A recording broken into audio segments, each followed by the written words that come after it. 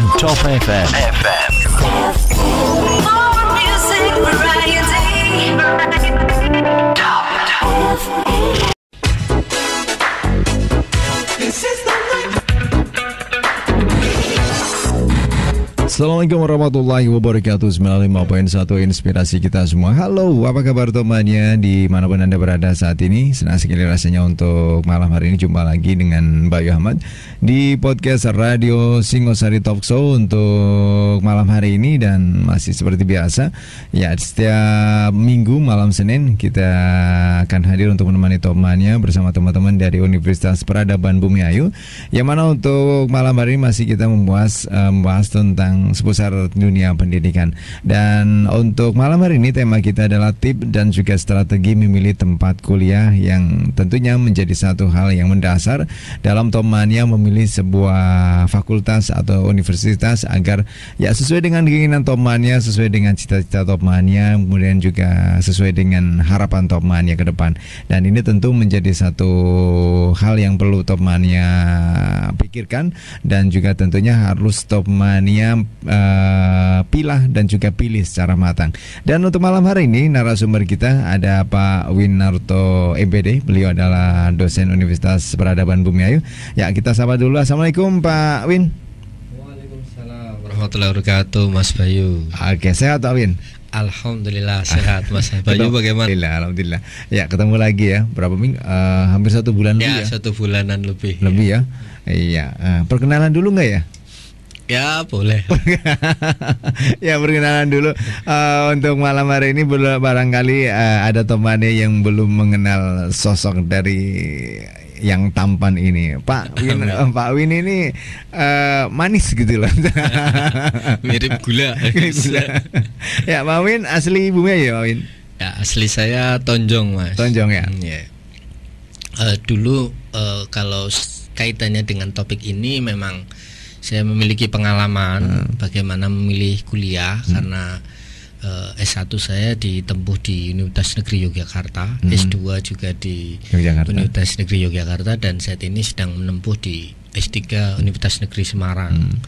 Tentu berbekal pengalaman itu ya bisa kita sharing bersama untuk membahas topik itu. Oke, dan nanti kita bahas bersama ya Pak Mas Winer ya. Oke ya. Ya, jangan untuk temannya juga jangan lupa untuk malam hari ini kita untuk yang ada di rumah, khususnya para mahasiswa dan juga mahasiswa Universitas Peradaban Bumi Ayu, barangkali malam hari ini ingin ikut serta bisa berinteraktif bersama kami juga di 0856 020351, atau juga temannya bisa menyimak secara langsung di live video streaming kita di channel YouTube Top FM dan juga fanspage Top FM 951 Bumi Ayu. Jadi untuk temannya bisa bergabung dan juga bisa di Instagramnya Universitas Peradaban Bumi Ayu. Ya, untuk malam hari ini seperti temannya seperti biasa untuk kebersamaan kita sampai pukul 20 lewat nanti lah ya, 1 jam sekitar untuk bincang-bincang kita. Dan untuk tip kita memang adalah strategi memilih tempat kuliah. Ya, memang Mas Win. Ya, Mas Bayu. Ya senangnya Mas Win aja wis. Siap. Ya, memang ini menjadi satu hal yang sangat penting dalam meraih sebuah cita-cita tentunya. Ini tempat untuk menempat diri ini juga menjadi hal yang penting. Ini seperti sepenting apakah ini untuk memilih tempat sesuai dengan keinginan kita, sesuai dengan harapan kita, sesuai dengan cita-cita ke depan, biar semuanya bisa terakomodasi gitu, Mas Win. Ya, jadi tentu ketika calon mahasiswa atau siswa yang sudah lulus di tingkat SMA atau SMK, tentu kan punya faktor pertama datang dari orang tua. Kamu sekolah di sini saja, di universitas ini. Mas Win dulu gitu ya? Ya, termasuk orang tua saya waktu itu. Kamu ngambil jurusan pendidikan guru sekolah dasar saja waktu itu. Arahan orang tua saya, karena orang tua saya adalah guru SD. Di sisi lain kan kita punya teman, kadang segerombolan teman kita ketika SMA, tentu kan ketika mau lulus sudah berbicara ini. Yuk kita mau kuliah di mana bagi mereka yang sudah merencanakan. Nah, hal-hal ini yang perlu kita sharingkan bersama. Sebenarnya seperti apa sih memilih perkuliahan dan mempertimbangkan apa saja. demi kesuksesan. Jangan sampai setelah jalan di tengah kemudian berhenti begitu kan, itu menjadi kerugian yang sangat besar, kerugian waktu maupun biaya. Sehingga ini kesempatan baik sekali ini Top FM memfasilitasi untuk sharing bersama seperti apa sih memilih kuliah. Nanti kita akan lebih bahas lebih dalam dan seperti apa yang teman-teman perlu, karena ya memang kemarin ya hari Minggu, hari Jumat itu memang diumumkan SBMPTN, yaitu seleksi masuk yang bersama perguruan tinggi negeri, baik itu di bawah Kemendikbud ataupun Kemenak, itu sudah diumumkan semua. Dan saya melihat datanya UGM itu pilihan nomor 1, masih jadi favorit. Masih favorit dengan Brawijaya, kemudian dengan UNS juga, Undip juga. Tetapi kalau saya lihat rasio yang pendaftar dengan yang ditolak itu memang yang diterima itu tidak ada 5%, itu tidak ada. Saya contohkan itu GM itu kalau tidak salah pendaftarnya 62 ribuan, tapi yang diterima hanya 3 ribuan. Kalau berbicara 62 ribu itu dari 10%, dari 62 ribu berarti kan 6.200 ya. Tapi itu yang diterima itu 3 ribuan, berarti kan 5% kira-kira hanya 5%. Dan itu berlaku rata-rata untuk semua PTN. Sehingga bagi teman-teman yang memiliki keinginan yang besar di kampus yang sudah diimpikan, ya syukur-syukur bisa diterima. Tapi kalau belum diterima, harus berpikir terbuka bahwa logis gitu ya. Iya, harus logis, jangan sampai menunda ataupun terlalu, bahasanya adalah berpikir sempit. Ya saya harus di kampus ini. Nah, sementara perguruan tinggi negeri itu baik negeri maupun swasta itu punya kuota masing-masing. Berapa yang harus diterima itu kan dengan ukuran efektif begitu, mungkin kan ada berapa rombel, ada berapa kelas, sehingga teman-teman harus memperhatikan itu. Jadi kalau memang niat kuliah ya tetap saja lah kuliah begitu. Syukur-syukur di kampus idaman. Nah, ini bicara tentang kuliah. Nah, sebenarnya di masa-masa sekarang ini sebenarnya tip dan strateginya seperti apa Mas Win untuk memilih tempat kuliah yang sesuai dengan selera? Setelah mungkin kita sudah berusaha di UMPTN ini kemudian gagal. Nah, mungkin ini ada tip khusus dari Mas Win sendiri. Oke, Mas Bayu, saya akan membagikan tips ya dari berdasarkan pengalaman saya dan saya baca beberapa informasi. Yang pertama itu yang paling penting menurut saya bagi teman-teman yang ingin melanjutkan kuliah, yang pertama kenali potensi diri. Nah, saya itu sebenarnya suka apa sih? Saya itu mampu bidang apa? Itu kalau dipikir itu kan bisa juga dapat informasi. Misalkan, wah saya lemah nih matematika, ya jangan memaksakan di jurusan-jurusan yang banyak matematikanya, misalkan jurusan fisika, matematika murni, atau pendidikan atau yang lainnya yang berkaitan dengan hitung-hitungan. Wah saya tipenya suka ngomong nih, seperti kegiatan radio ini, saya suka nulis, ya pilih jurusan ilmu komunikasi. Dan yang berikutnya ketika ada, biasanya kan gesekan itu ada ya, dengan orang tua itu pasti ada. Nah ini kita komunikasikan. Barangnya tidak sejalur dengan keinginan orang tua ya. Misalkan kebanyakan orang tua itu karena melihat prospek, wah ini anak saya nanti jadi guru seperti saya, bisa gaji, sertifikasi, akhirnya memaksa gitu, memaksa keinginan anak ya. Begitu. Tetapi kan secara teori pendidikan pun sama, setiap anak itu memiliki ya bakat dan minat masing-masing. Sehingga yang paling penting adalah ya tuntunlah anak sesuai bakatnya, jangan sampai memaksakan. Biasanya kedokteran harus kedokteran misalkan ya, kemudian harus farmasi ya, sesuai dengan keinginan anak. Anak itu kan sudah punya keinginan masing-masing, karena dia ingin itu karena dia merasa nyaman begitu. Nah itu kunci pertama itu, berani melihat diri sendiri, kemudian mengkomunikasikan dengan orang tua jika pendapatnya berbeda. Ini hal yang penting. Saya temukan beberapa kasus begitu yang saya ajar juga sama. Mas, kamu kok kuliah kok kayaknya nggak ada semangat gitu kan. Kadang kelihatan tuh mahasiswa yang main sandiwara gitu ya setiap kuliah. Saya tanya, kamu hanya berangkat gitu ya. Iya, kamu sebenarnya pengen apa sih gitu. Oh, kalau saya gali, oh ternyata dia itu memang dipaksakan karena orang tuanya adalah guru, kemudian dia ingin guru, sebenarnya dia ingin yang lain gitu. Saya menemukan kasus-kasus itu. Kebetulan kan saya ngelola prodi, berarti kalau ada mahasiswa yang bermasalah, saya harus menelusur, kemudian memberikan pencerahan, solusi. Iya, solusi. Yang saya temukan begitu. Ternyata anaknya itu pengen musik begitu, tapi ayahnya karena dia guru memaksakan ke jurusan guru gitu ya. Jadi seolah-olah akhirnya timbul ya benar-benar problem. Dia nggak kuliah dengan semangat, seperti nggak punya soul lah bahasa kerennya gitu. Berarti jadi kontra gitu ya. Jadi kontra. Itu yang pertama, itu dulu yang perlu dipegang. Takar kemampuan diri sendiri. Saya itu bisanya apa? Nah, kalau sudah melihat itu, baru langkah yang kedua adalah pilihlah universitas. Nah, ketika milih universitas ini jangan melihat teman-teman gitu. Oh ya, betul. Kan Mas gitu ya. Saya juga pernah SMA, ketika ngobrol, kamu mau di mana nih? Ya biasa lah, di kota-kota besar. Saya di Bandung, saya di Jogja, saya di Jakarta, saya di Semarang gitu. Nah, itu menjadi hal yang penghalang juga, salah satu faktornya. Jadi sekarang zaman internet, kemudian silakan teman-teman browsing. Yang pertama lihat dulu akreditasinya. Akreditasi tidak, kalau diakreditasi ya itu lebih baik, karena setiap pekerjaan sekarang harus memperhatikan itu, akreditasi. Yang kedua, lihat kuotanya dan dilihat tingkat popularitas lah ya. Itu banyak sekali, bisa melihat dari tren tahun kemarin.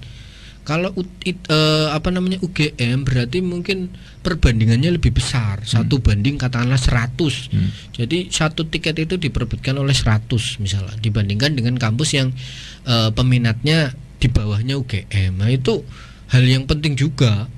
Jadi harus diperhatikan itu jumlah bersaing, kira-kira saya bisa nggak bersaing dengan 100 orang gitu ya. 100 orang.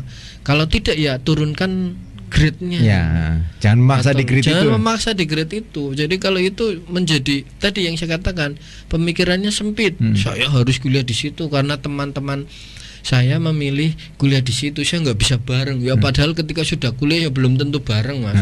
Apalagi beda jurusan. Satu jurusan pun barangkali beda kelas. Kemudian ada gesekan, bisa jadi ya nggak bareng juga. Atau sudah punya dengan kesibukan yang lainnya. Saya rasa yang kedua itu lihat berapa persaingannya, kuotanya. Ini menjadi penting ya. Artinya ketika kita sudah memaksakan dengan grade yang grade 1, kemudian kita memaksakan di situ nggak mau turun grade, itu nanti juga menjadi masalah untuk diri kita gitu ya. Ya sangat-sangat bermasalah. Saya sendiri cerita, Mas Bayu, orang tua saya itu kamu harus kuliah di negeri itu.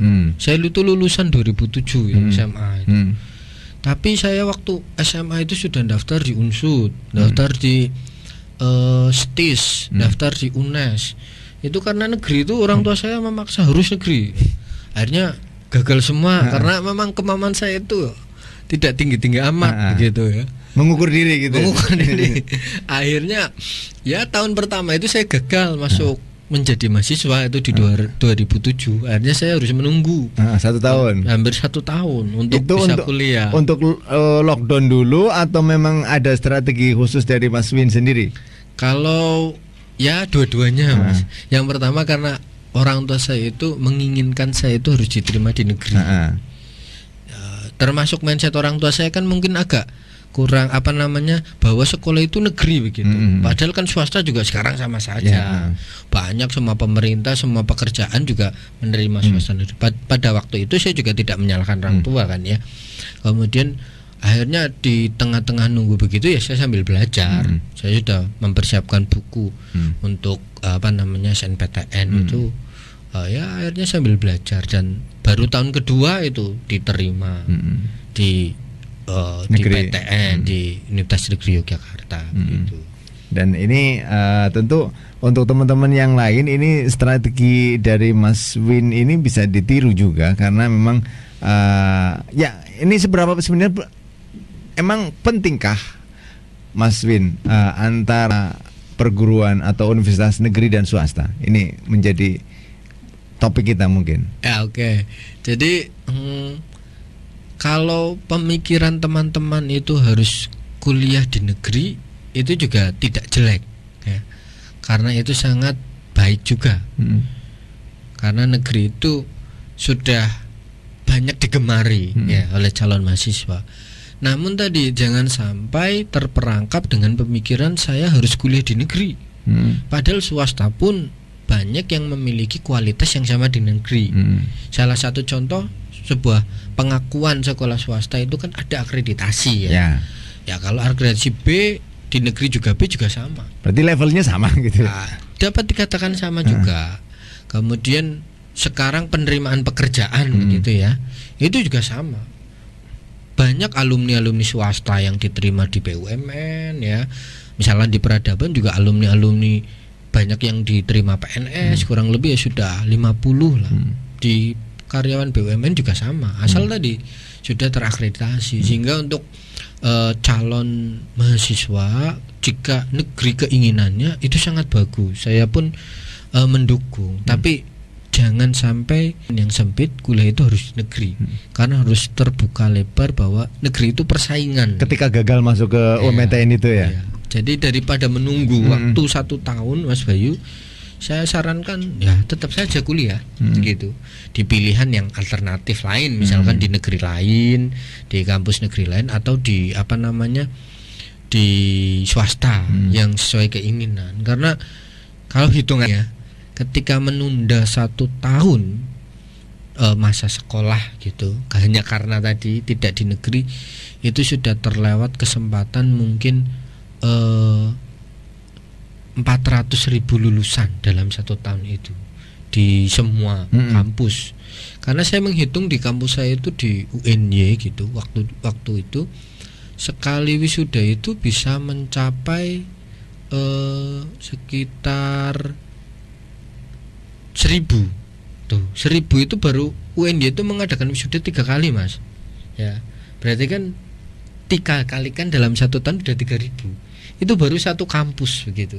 Belum dengan kampus yang lain, UGM lain. Nah, jadi total perguruan tinggi negeri itu di Indonesia itu ya sekitar 140-an ditambah dengan swasta. Swasta itu lebih tinggi. Swasta itu sekitar 4.000-an. 4.000 kampus. 4.000 kampus swasta. Taruhlah saya dalam 1 kampus 1.000, jangan banyak-banyak, 500 saja. 500 saja sudah dikalikan kan sudah banyak sekali. Sehingga itu yang dimaksud adalah persaingan kerja, persaingan kesempatan. Sehingga jika menunda itu ya kerugian yang siap diterima itu begitu, Mas. Jadi artinya ketika kita gagal di UMPTN, kalau ada swasta yang memang cocok dengan tujuan kita, misalkan di swasta tersebut ada kayak di Universitas Peradaban, kita contoh Universitas Peradaban sekarang juga kan sudah komplit untuk jurusannya. Nah ini bisa menjadi alternatif bagi yang ingin tetap kuliah dengan keinginan yang sama, dengan bakat yang sama, namun tidak di negeri. Ya.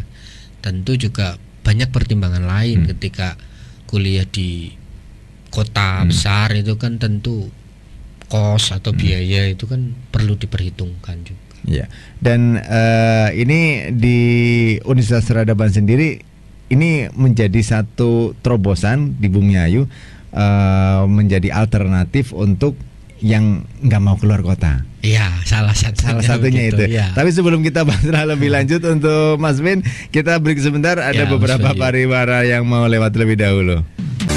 Anda masih di 95.1 Top FM. Inspirasi kita semua. Satu Nusa, satu bangsa, satu Indonesia.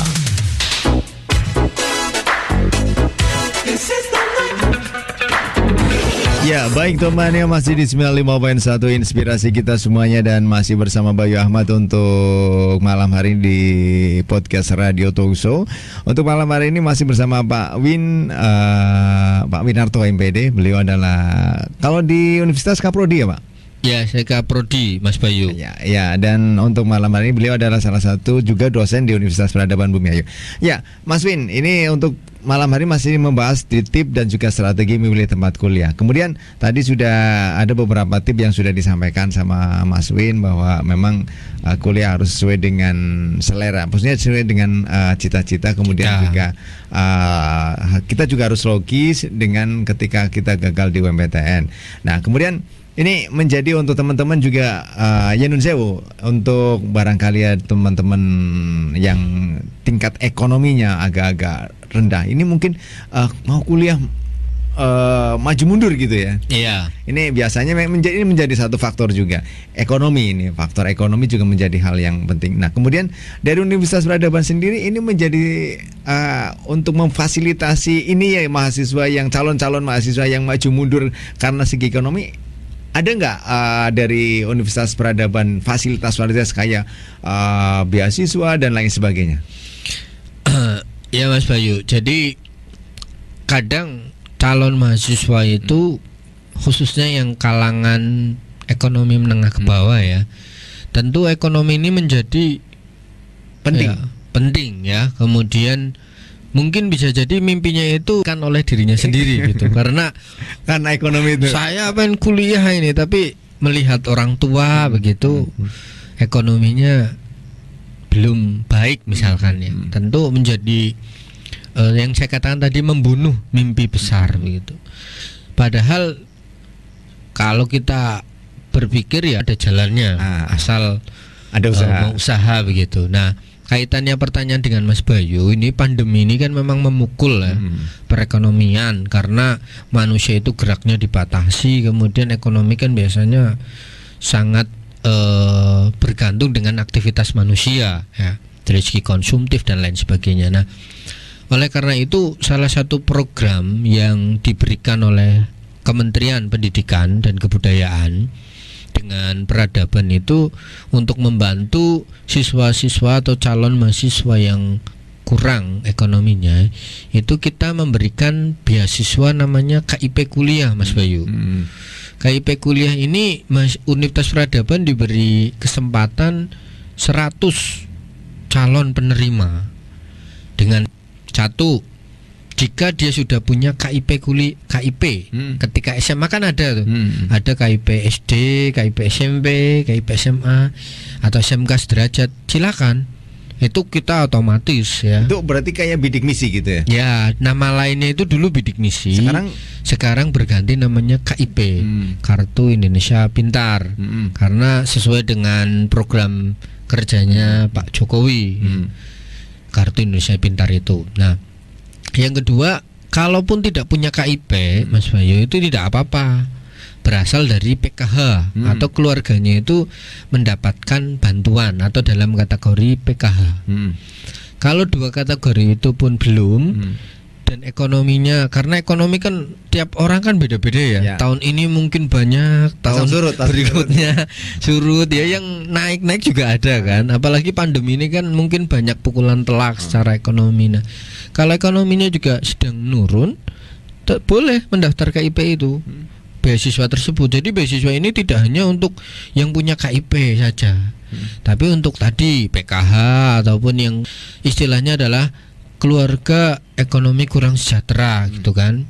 Nah, nanti prosesnya calon mahasiswa ini meminta surat keterangan penghasilan dari desa, kemudian untuk diproses di kecamatan, kemudian diproses di sekolah untuk mengganti database-nya.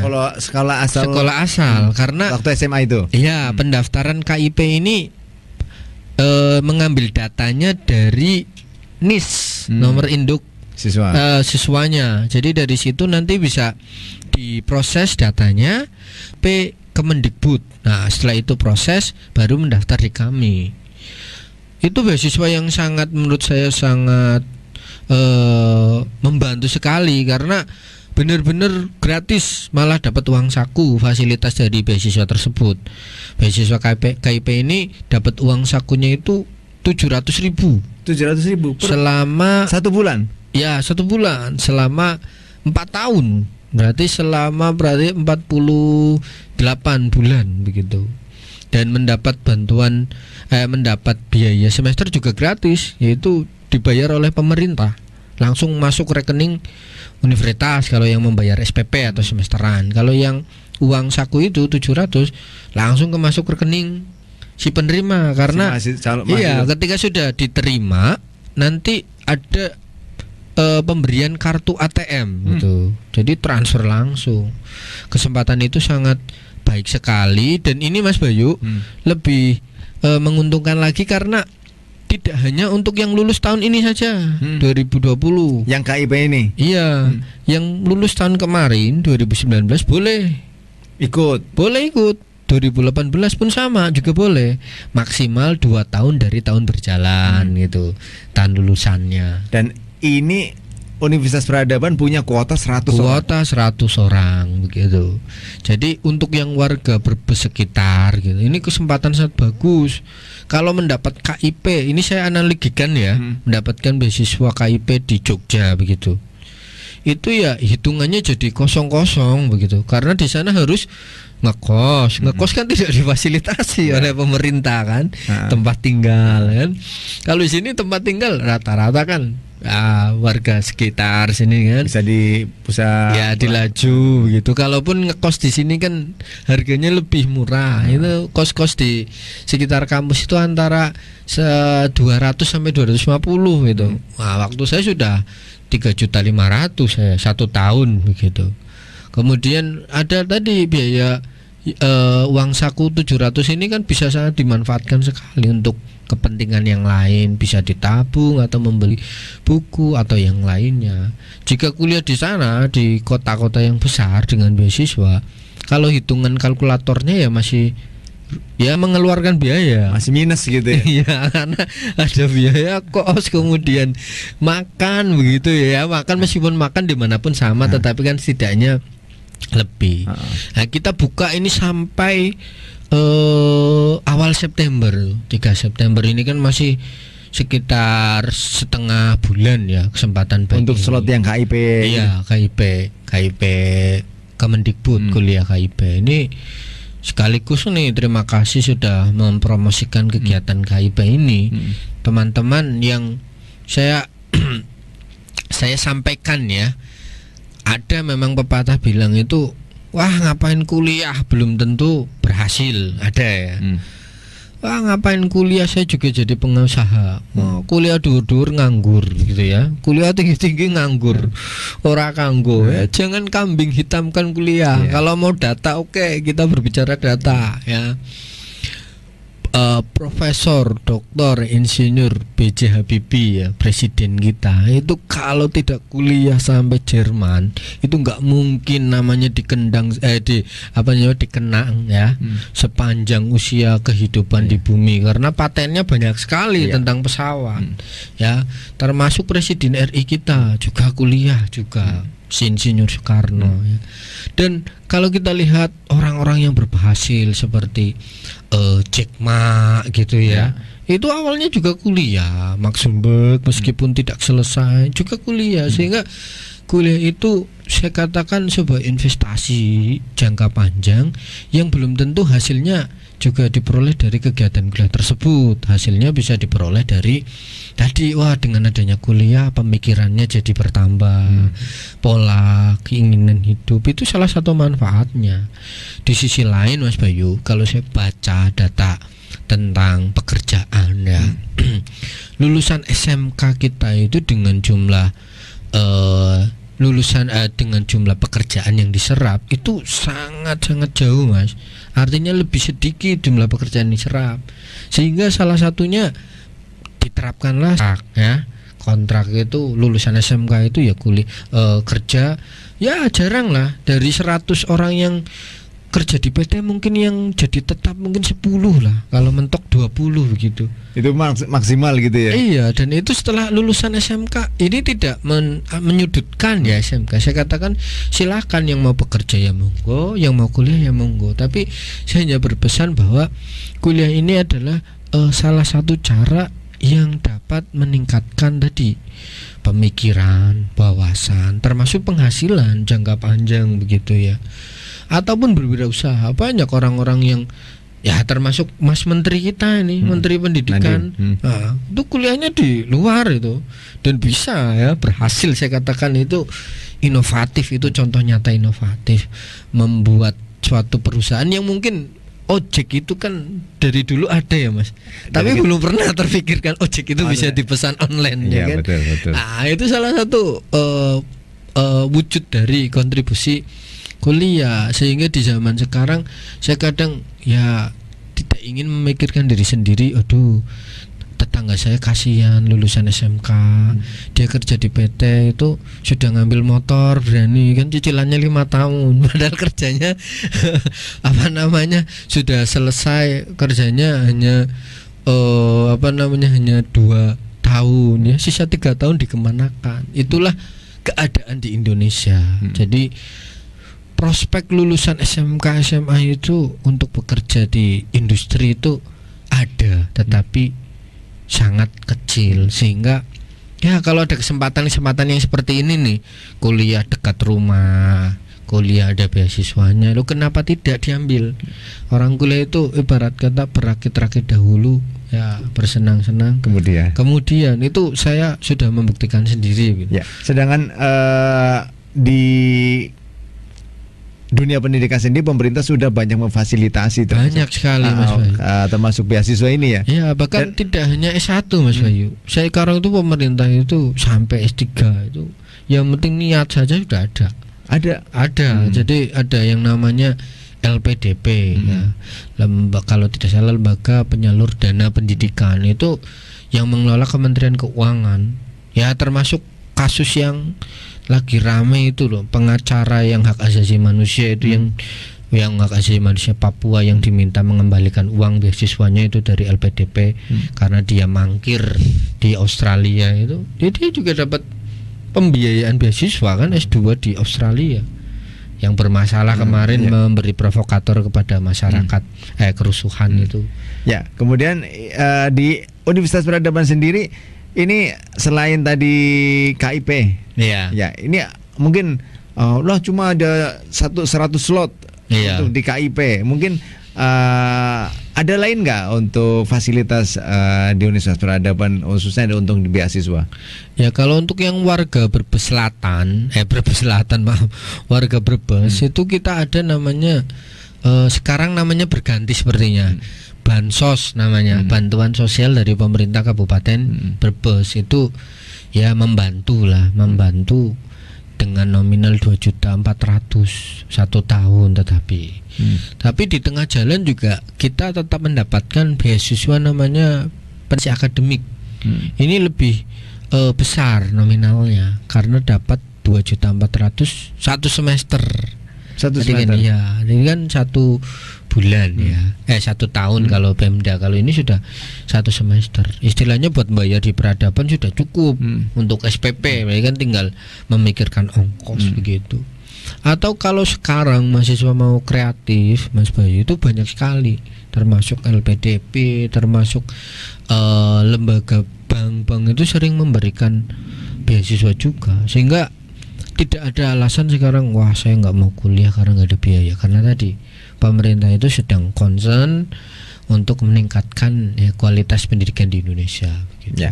Oke, kemudian ini tadi untuk Nun Sewu yang faktor untuk ekonomi ya. Kemudian untuk faktor lain mungkin seperti di awal Mas Win sampaikan bahwa kuliah itu harus sesuai dengan selera, kuliah itu harus sesuai dengan apa yang kita bakati.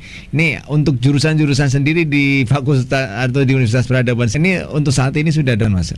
Kalau di Peradaban sendiri ada 4 fakultas. Ada total jurusan itu ada 12 ya. Jadi kalau di keguruan itu ada pendidikan guru sekolah dasar, kemudian pendidikan matematika itu akreditasi B, pendidikan bahasa Inggris juga B, pendidikan bahasa Indonesia akreditasi C, kemudian fakultas ekonomi dan bisnis itu akuntansi udah akreditasi C tapi mau akreditasi lagi, kemudian B, kemudian manajemen sudah B, kemudian kita punya fakultas sains dan teknologi itu ada farmasi sudah akreditasi, kemudian ada agribisnis itu juga sudah akreditasi, kemudian teknik informatika sudah akreditasi, sistem informasi sudah akreditasi, teknik elektro sudah proses akreditasi.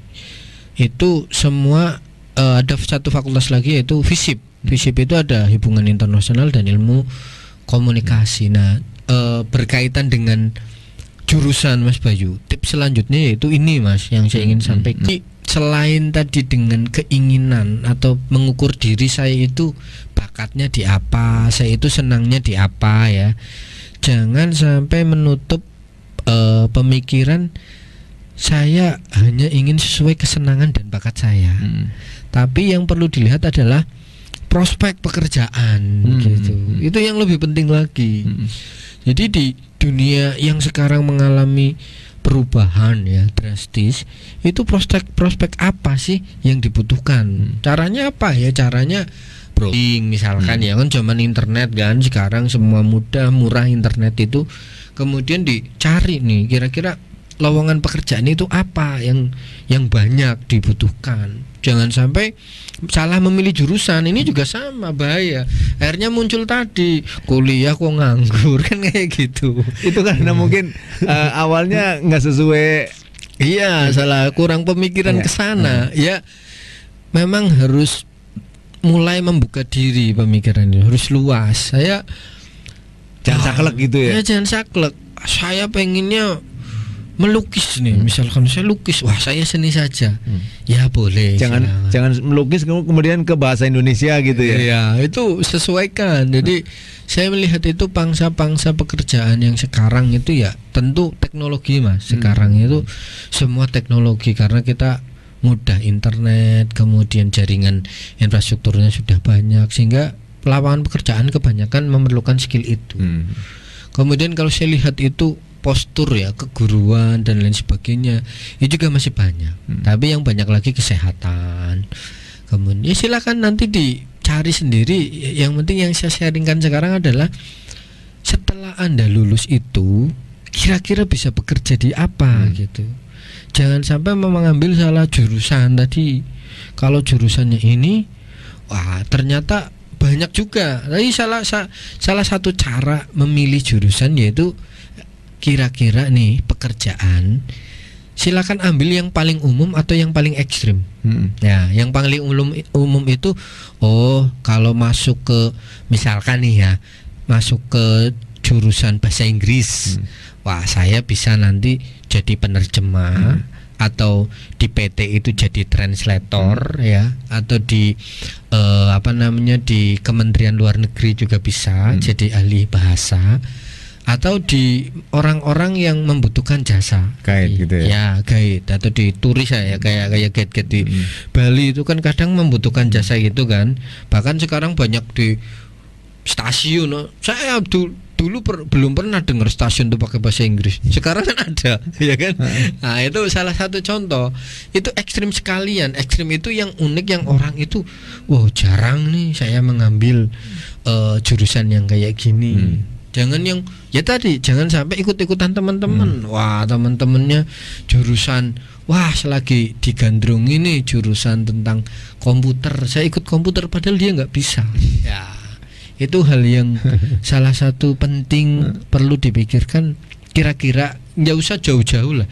Kira-kira masyarakat sekitar sini kalau saya lulus kira-kira saya bisa bekerja di mana? Kan begitu.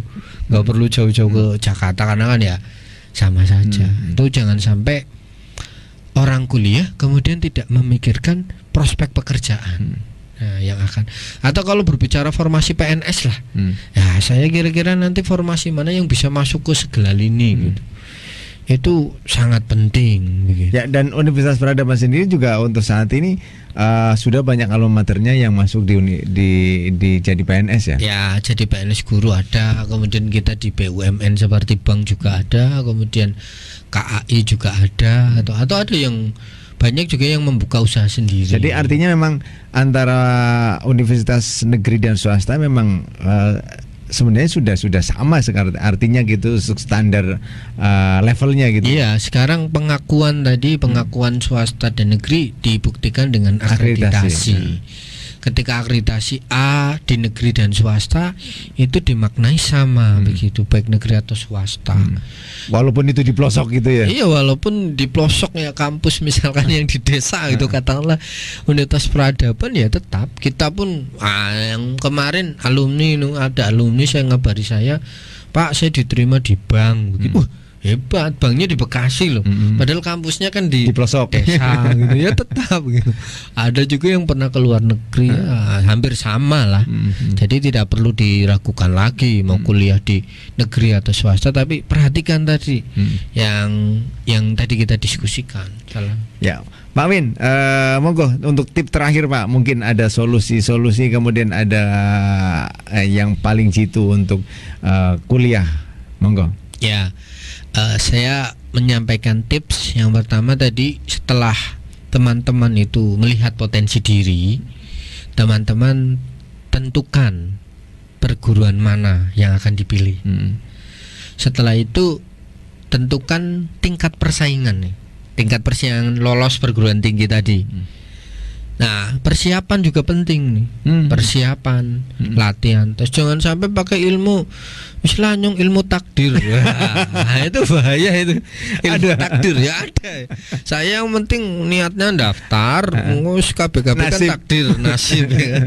Harus belajar jempalitan ya gitu. Kalau belum takdirnya ya nggak kena. Kan nggak juga seperti itu kan. Bahkan dalam agama juga harus dianjurkan berusaha dulu ya kan. Nah, dipersiapkan dengan matang dari yang tadi yang kita inginkan itu di universitas mana, itu persiapkan matang. Yang ketiga, sebelum milih universitas malah pikirkan dulu prospek pekerjaan. Ya. Jangan sampai hanya tadi keinginan Ikut-ikutan. buta ya, ikut-ikutan saja. Harusnya diikuti juga. Wah, nanti setelah saya lulus itu, kalau saya lihat sarjana ilmu ini sudah banyak, sarjana ilmu ini sudah banyak. Saya ngambil yang paling saya katakan tadi ekstrim itu paling sedikit gitu. Nah, itu malah pemikiran yang menurut saya cerdas, cemerlang gitu ya. Kemudian setelah memikirkan prospek pekerjaan tadi, takar kemampuan orang tua. Ya, orang tua, karena setiap kampus ya, khususnya PTN itu memiliki grade yang sendiri-sendiri Mas untuk biaya UKT sekarang kan namanya uang kuliah tunggal. Itu jangan sampai membebani orang tua juga, sehingga berani bertaruh lah, yang penting saya maju kuliah. Nanti di tengah jalan ketika ekonomi mundur kan juga itu masuk problem juga kan. Yang selanjutnya setelah melihat kira-kira serapan pekerjaan, kemudian ketika kemampuan diri sendiri, kemudian kampus mana yang akan dipilih. Nah, atau masa pandemi ini saya perlu memberikan saran ini, karena kan berbeda kan. Tentu pandemi ini prediksinya lama begitu Mas. Bahkan ada yang memprediksi akhir 2021 itu juga kita masih mungkin ada, karena nah tentu di kota-kota yang besar ini kan pergerakan masyarakatnya tinggi, artinya potensi untuk terpapar itu juga tinggi. Saya menganjurkan, meskipun di kampus-kampus besar nanti mungkin kebijakannya adalah daring gitu. Nah, itu yang menjadi satu pertimbangan nih di masa pandemi yang sekarang, ya pilihlah satu universitas yang lebih dekat. Ya, mungkin salah satunya lebih dekat ya, ada di satunya di Peradaban, kemudian di wilayah yang dekat lah, yang aman. Saya katakan itu sangat penting begitu. Kemudian pukulan ekonomi orang tua di masa pandemi ini itu janganlah anak itu ego gitu sesuai keinginannya, tapi lihat juga orang tua, dikomunikasikan, semuanya dikomunikasikan. Ketika memilih universitas itu dikomunikasikan dari jurusan sampai biayanya.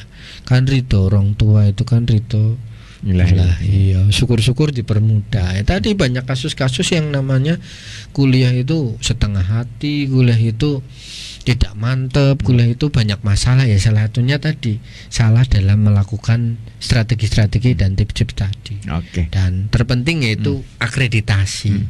Jadi semua kalau saya lihat itu semuanya itu sudah mempersyaratkan akreditasi semua pekerjaan, baik itu swasta maupun negeri, sehingga silakan jangan salah pilih kampus-kampus yang memang terbukti akreditasi, bisa dicek di internet tuh banyak sekali informasi dari web resmi atau web biasa. Nah, itu saja saran-saran dari saya. Semoga ini insya Allah belum terlambat ya, karena baru lulus SNPTN, masih dibuka pendaftaran yang mandiri dan masih dibuka baik itu yang kampus-kampus swasta itu juga masih membuka. Ada yang sampai September, bahkan ada yang sampai Oktober. Universitas Peradaban sendiri sampai kapan, Pak? Ini pendaftaran kami buka sampai tanggal 7 September. 7 September kita masih melayani. Insya Allah kampus kami juga memiliki tenaga profesional di mana pendidiknya juga S2, rata-rata S2. Kami juga sedang mengembangkan SDM juga untuk studi lanjut. Infrastruktur juga kami sudah mulai membangun dari 1 gedung menjadi 2 gedung, dari lab komputer yang biasa menjadi ada komputer yang advance ya, lab bahasa juga sama, termasuk lab farmasi, lab IPA, sehingga alumni kami pun sudah terbukti sudah banyak terserap baik itu negeri maupun swasta, sehingga silakan kami menjadi salah satu alternatif yang bisa dipilih di masa pandemi. Baik yang ekonominya sedang, silakan. Kalau yang ekonominya susah tadi, kami menyediakan beasiswa. Kesempatan itu harus diambil begitu. Karena tadi saya kalau sudah rugi 1 tahun itu sudah bisa diperhitungkan berapa lulusan yang sudah kekalahannya dari 140.000 gitu. Iya, sudah di persaingan dengan seluruh Indonesia itu sudah bisa diperhatikan. Kalau tidak perlu menunda, kenapa tidak? Gitu. Semoga materi ini sharing-sharing ini bermanfaat untuk calon mahasiswa yang lulusan SMA tahun sekarang 2020 atau tahun-tahun sebelumnya. Ya, baik, terima kasih Mas Win untuk malam hari ini berjumpanya dan juga tip-tip dan juga strategi memilih tempat kuliahnya. Ini menjadi hal yang penting dan mudah-mudahan bermanfaat untuk para calon-calon mahasiswa untuk malam hari ini yang memang lagi maju mundur gitu ya. Iya, banyak maju mundur sekali. Apalagi juga kemarin tadi baru diumumkan untuk UMPTN ya. Ya, tanggal hari Jumat kemarin. Kemudian lagi down gitu ya. Biasanya down gitu ya. Ya, tanggal 14 ya kalau tidak salah. 14 itu. Ya biasanya kalau waduh saya kok gagal gitu, biasanya akan menurunkan.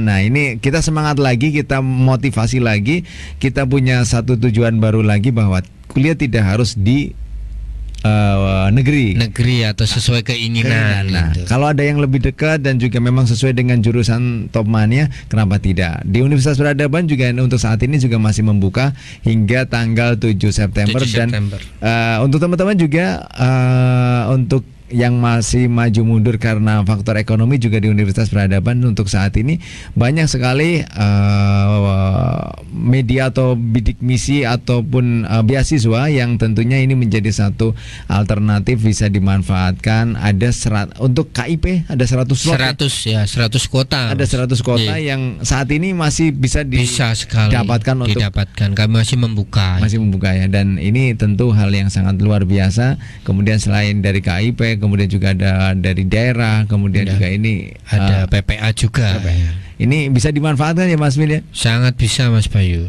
Dan ini jadi ada kesempatan, dan kalau di masa pandemi ini seperti sampaikan Mas Win tadi, masa pandemi ini memang kalau kita keluar kota memang menjadi hal-hal yang sangat rawan karena protokol kesehatan juga masih diterapkan. Dan ini kalau ada yang lebih dekat, universitas yang lebih dekat ada di daerah sendiri, tentunya ini akan lebih nyaman, akan lebih aman dengan kondisi pandemi COVID-19. Ya, terima kasih Mas Win. Sama-sama Mas Bayu. Terima kasih Top FM. Mudah-mudahan bermanfaat. Amin. Nah, dan terima kasih juga untuk Topmania untuk malam hari ini, untuk kesetiaannya hanya bersama Bayu Ahmad di podcast Radio Talkshow. Dan akhirnya seluruh kerabat kerja, saya Bayu Ahmad dan juga seluruh kerabat kerja yang bertugas ada di Swadiji selaku penanggung jawab dalam program ini mengucapkan banyak terima kasih dan wassalamualaikum warahmatullahi wabarakatuh. Anda masih di 95.1 Top FM. Inspirasi kita semua. Satu Nusa, satu bangsa, satu Indonesia. This is the night. pendidikan guru sekolah dasar, bahasa dan sastra Indonesia, juga ada pendidikan bahasa Inggris. Terus ada pendidikan matematika. Untuk Fakultas Ekonomi dan Bisnis ada 2 jurusan, akuntansi dan manajemen. Saintek, sains dan teknologi yang terdiri